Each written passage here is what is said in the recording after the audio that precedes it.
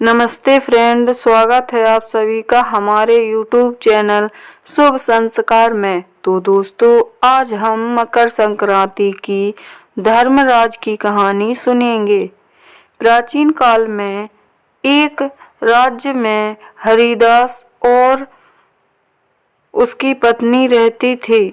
उसकी पत्नी का नाम गुणवती था। गुणवती बहुत ही धार्मिक प्रवृत्ति की थी। वह सभी व्रत व त्योहार पूर्ण श्रद्धा के साथ करती थी। वह भगवान विष्णु की परम भक्त थी।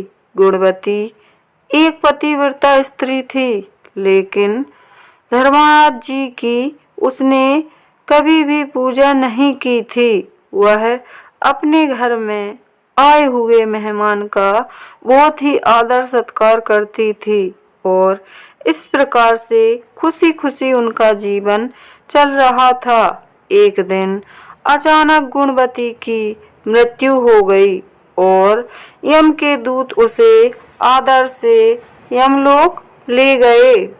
गुणवती ने यमलोक में देखा कि नगर के 4 द्वार हैं और मध्य में धर्मराज जी का सुंदर मंदिर है, जिसमें धर्मराज जी और चित्रगुप्त विराजमान हैं।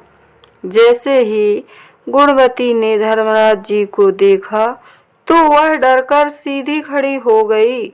जब चित्रगुप्त जी ने बताया कि गुणवती ने जीवन भर पुण्य कर्म किए हैं और सभी देवों की पूजा की है, यह सुनकर यमराज प्रसन्न हो गए।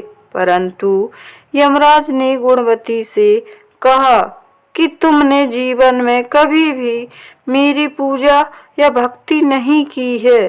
तो गुणवती ने कहा, हे प्रभु, मैं अनजान हूँ, मैं आपका कोई व्रत नहीं जानती हूँ। कृपा करके आप मुझे वो व्रत व पूजा के नियमों को बताएं। तब धर्मराज जी बोले कि भगवान सूर्य के उत्तरायण में जाते ही मेरी पूजा की जाती है और मकर संक्रांति के दिन से कथा सुनी जाती है। धर्मराज जी की बातें सुनकर गुणवती बोली, हे प्रभु, आप मुझे दूतों से मृत्यु लोक में वापस भेज दीजिए। मैं वहां जाकर आपकी पूजा करूंगी और जन जन में आपकी कथा का प्रचार कर दूंगी। धर्मराज जी गुणवती की बात सुनकर हंसते हैं और फिर वापस जाने की अनुमति दे देते हैं और फिर गुणवती के मृत शरीर में सांस चलने लगती है और गुणवती जीवित हो जाती है। फिर वह अपने घर वालों को धर्मराज जी की सारी बातें बताती है और फिर वह अपने पति और बच्चों के साथ मकर संक्रांति के दिन से पूजा करने लगती है और धर्मराज जी के नाम से दान पुण्य करवाती है।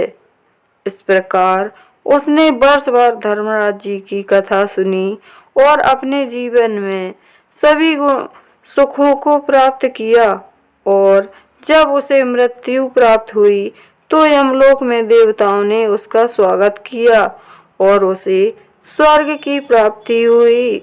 हे धर्मराज जी, जो कोई भी आपकी पूजा करे और कथा सुनकर दान पुण्य करे, उसे आप जीवन के सभी सुख देना और मरने के बाद स्वर्ग प्रदान करना।